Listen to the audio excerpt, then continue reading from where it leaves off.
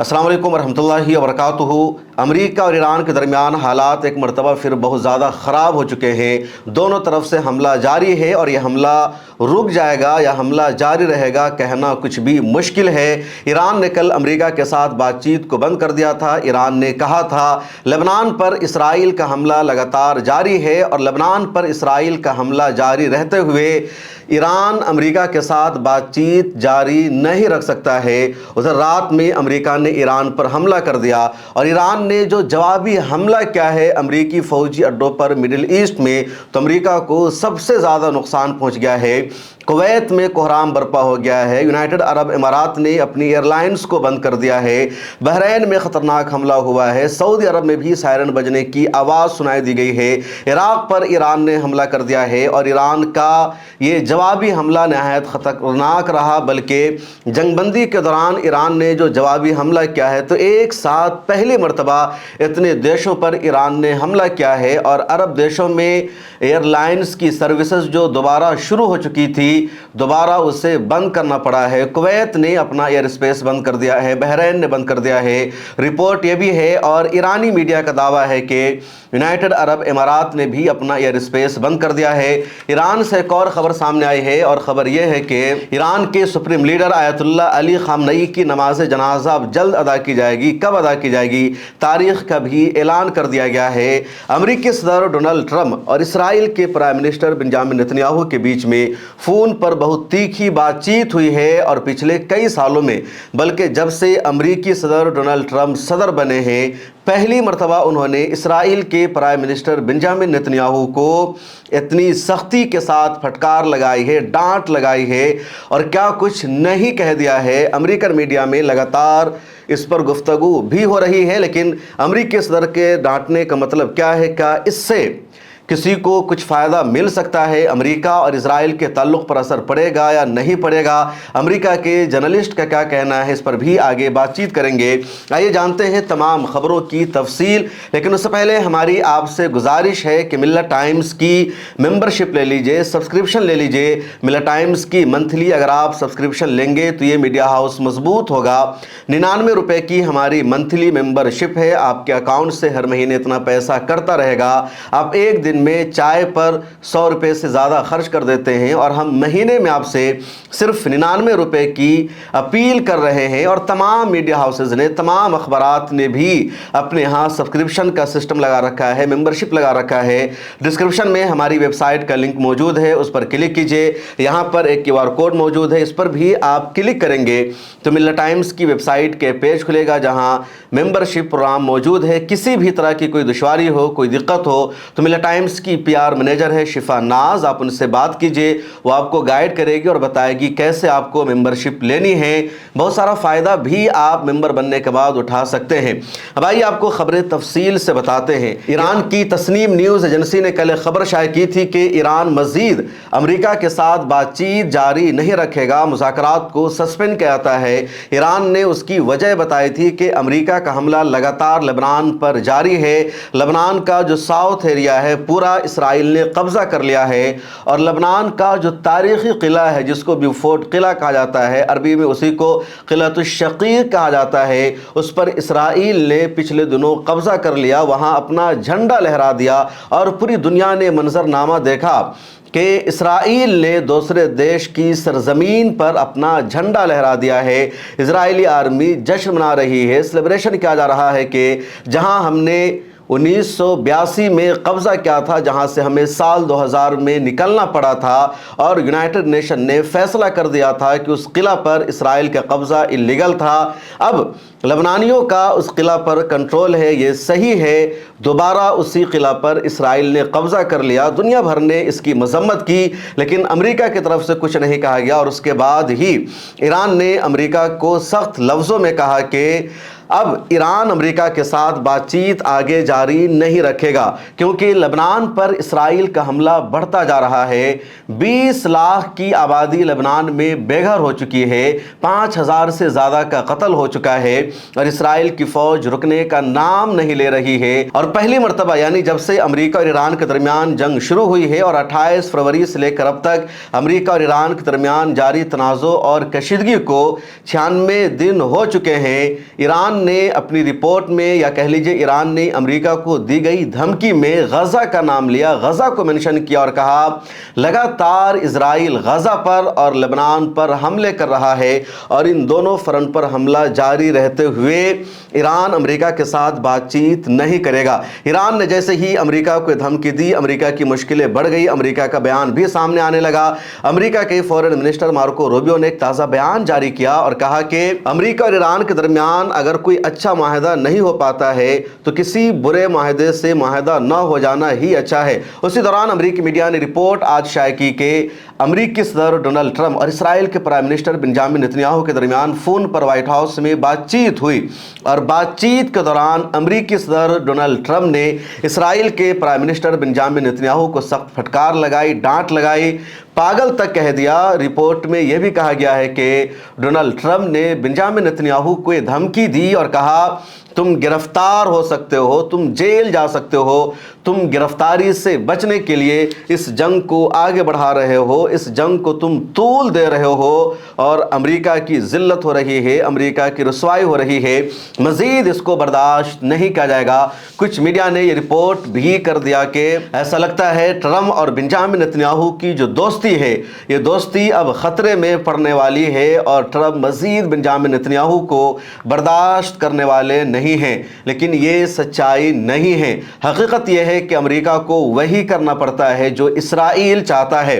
امریکہ کے اس سے پہلے کے صدر تھے جو بائیڈن، انہوں نے بھی اسرائیل کے پرائم منسٹر کو ڈانٹ لگائی تھی، سخت رویہ اپنایا تھا، لیکن اسرائیل کی پالیسی کو امریکہ کو ماننی پڑی تھی۔ اس مرتبہ بھی یہی ہو رہا ہے، اسرائیل جو چاہتا ہے اسے امریکہ کو کرنا پڑتا ہے۔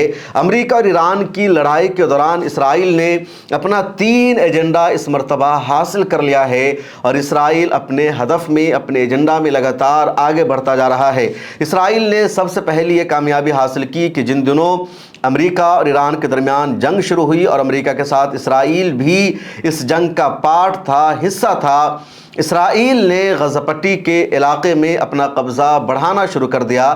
غزہ پٹی پر اسرائیل کا حملہ بھی لگاتار جاری رہا اور تقریباً غزہ پٹی کے 70% علاقے پر اسرائیل نے اپنا قبضہ کر لیا ہے۔ اسرائیل کی آرمی وہاں پر موجود ہے۔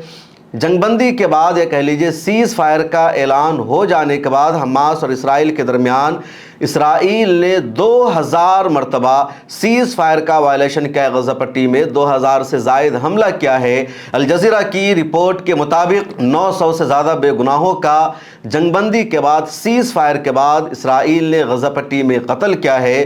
جو پیس بورڈ بنا تھا، جو پیس ایگریمنٹ ہوا تھا حماس اور اسرائیل کے بیچ میں اور امریکہ اس کی نگرانی کر رہا تھا، فی الحال امریکہ کی اس پر کوئی توجہ نہیں ہے اور امریکہ ایران کے ساتھ جنگ میں مصروف تھا۔ امریکہ کی پرائیورٹی تھی ابنائے ہرمز کو اوپن کرانا اور ادھر اسرائیل اس کا فائدہ اٹھاتے ہوئے غزہ پٹی میں جنوسائیڈ کو جاری رکھے ہوا تھا، اس نے اپنا قبضہ بڑھانا شروع کر دیا۔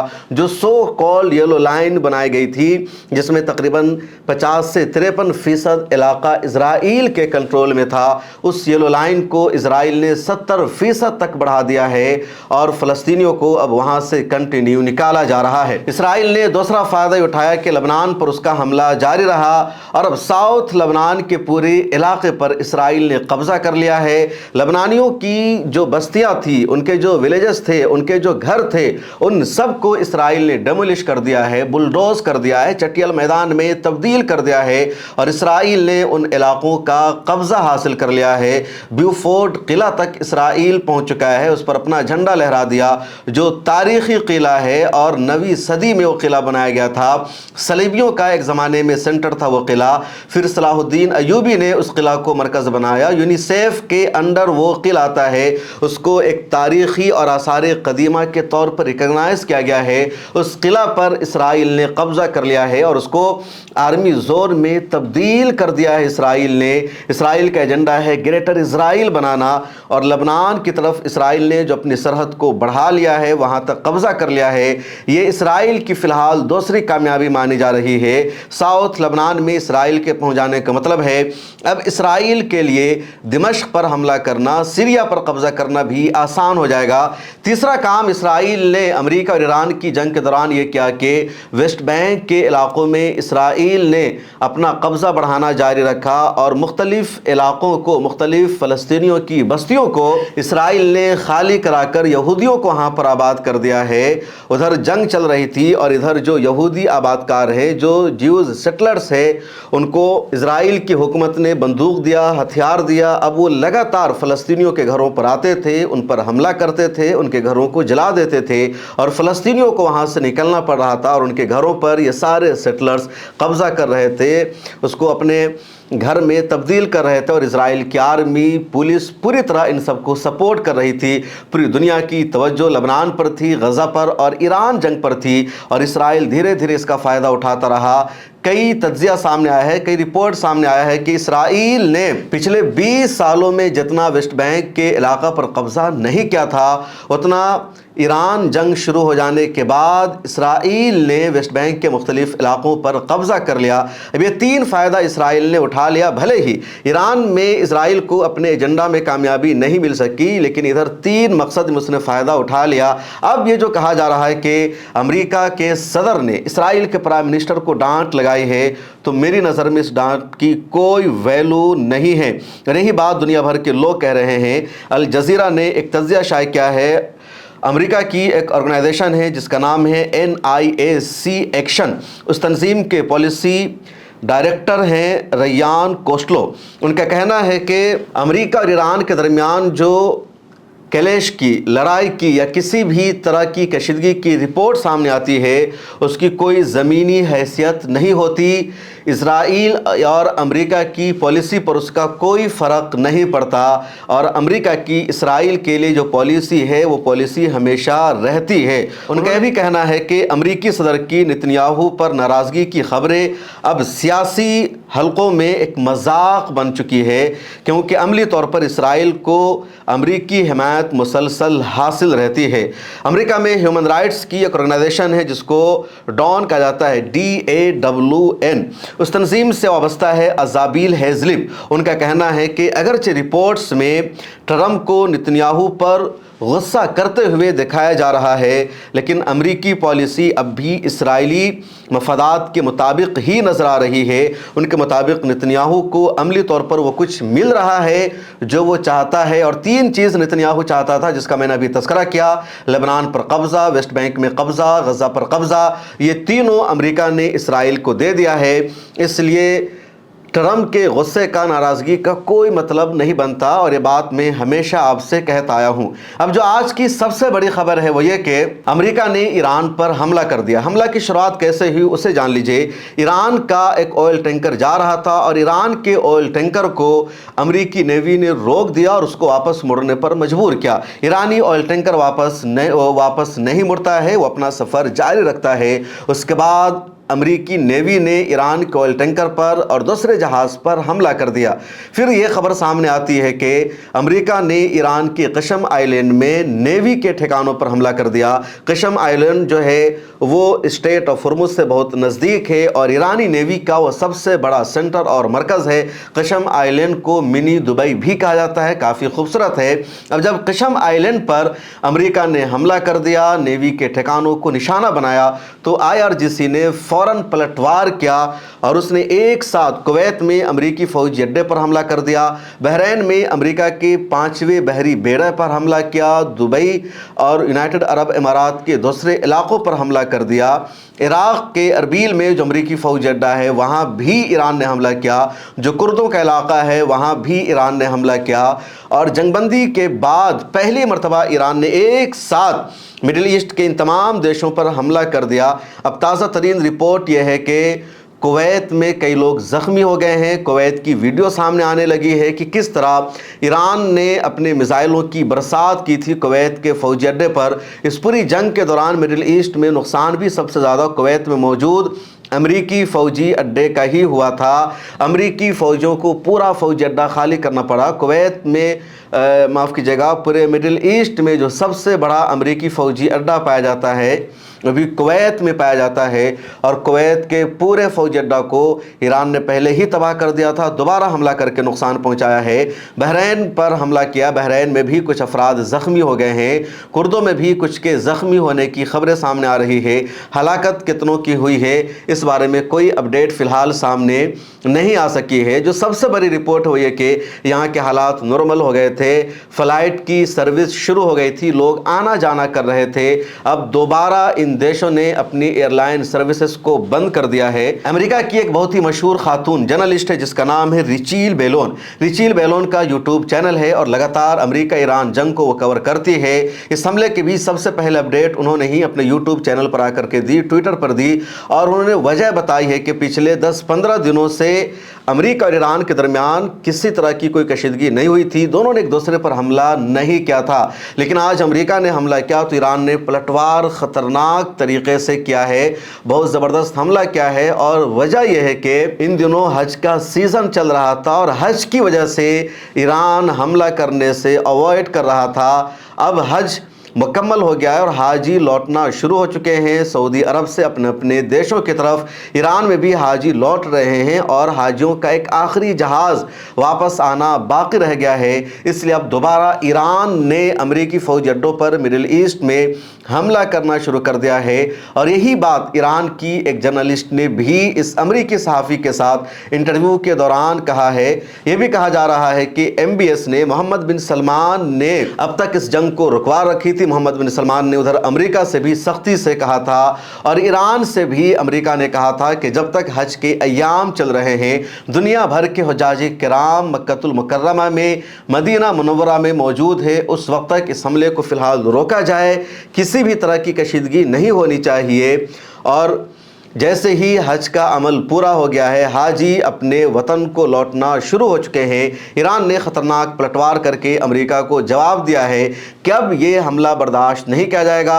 1 जून की देर रात को ईरान ने अमेरिका के साथ बातचीत को भी सस्पेंड कर दिया था। जैसे ही ईरान ने बातचीत को कैंसिल करने का ऐलान किया, अमेरिका का फ़ौरन जवाब आता है। अमेरिकी सदर डोनाल्ड ट्रंप ने ट्वीट भी किया और कहा कि ईरान के साथ हमारी बातचीत जारी है और जल्द ही कोई ना कोई नतीजा निकलने वाला है। और कोई पहली मर्तबा अमेरिका का ये ट्वीट सामने नहीं आया है, क्योंकि फ़र्क समझे, ईरान का सामने से डायरेक्ट आकर ये कह देना अब मुज़ाकरात सस्पेंड, अमेरिका के साथ कोई बातचीत नहीं, नो टॉक, तो कच्चे तेल की जो कीमत है आलमी मार्केट में वो और ज़्यादा बढ़ जाएगी।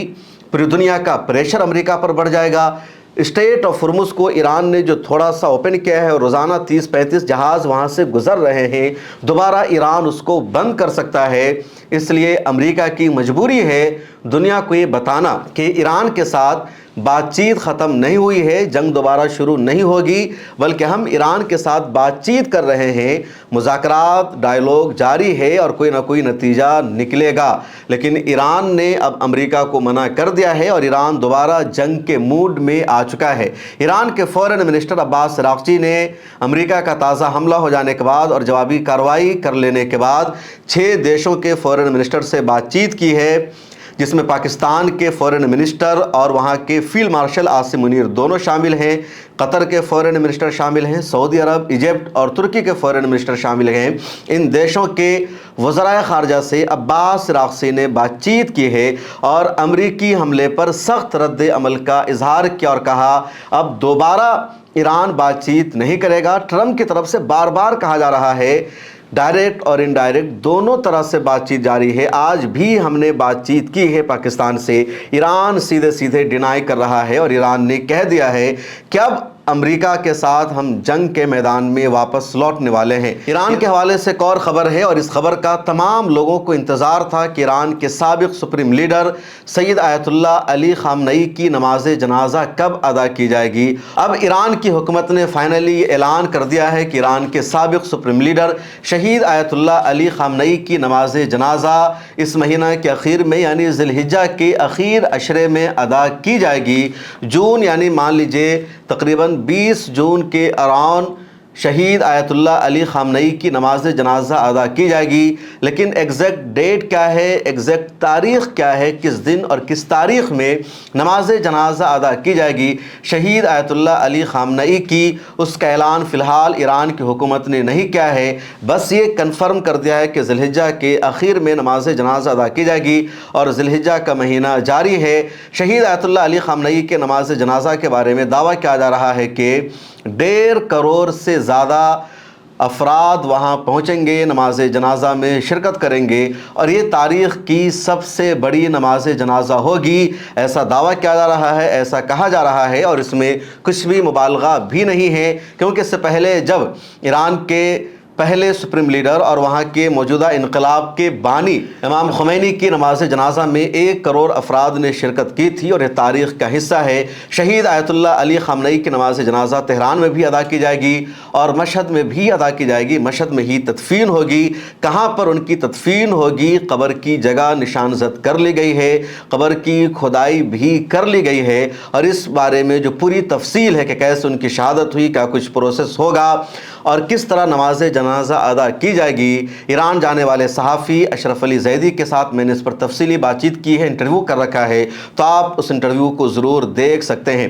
اب ایک اور خبر ہے اور یہ خبر بھی بہت اہم ہے۔ امریکہ کے فورن منسٹر مارکو روبیو نے پہلی مرتبہ یہ بیان دیا ہے اور کہا ہے کہ ایران کے موجودہ سپریم لیڈر سید مجتبیٰ خامنئی زندہ ہیں، صحت مند ہیں اور وہ سرگرم بھی ہیں، اپنی قوم کو لگاتار وہ لیڈ کر رہے ہیں۔ اب تک سید مجتبیٰ خامنئی کے بارے میں ویسٹرن میڈیا کا پروپیگنڈا یہی تھا، وہ شدید زخمی ہیں، وہ کوما میں جا چکے ہیں، ان کا جو چہرہ ہے پورا خراب ہو چکا ہے، وہ بات کرنے کی پوزیشن میں نہیں ہے، وہ گفتگو نہیں کر سکتے۔